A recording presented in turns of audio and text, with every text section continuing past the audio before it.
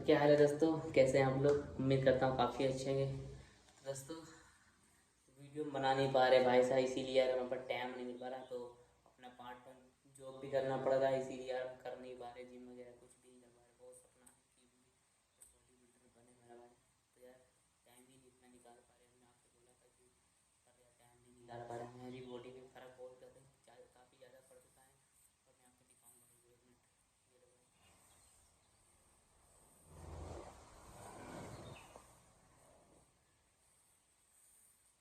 तो तो हमारी बॉडी में काफ़ी फ़र्क पड़ चुका है कि आप लोग खुद देख सकते हैं यार। बस बहुत सपना है कि यार कि हम बॉडी बन सकते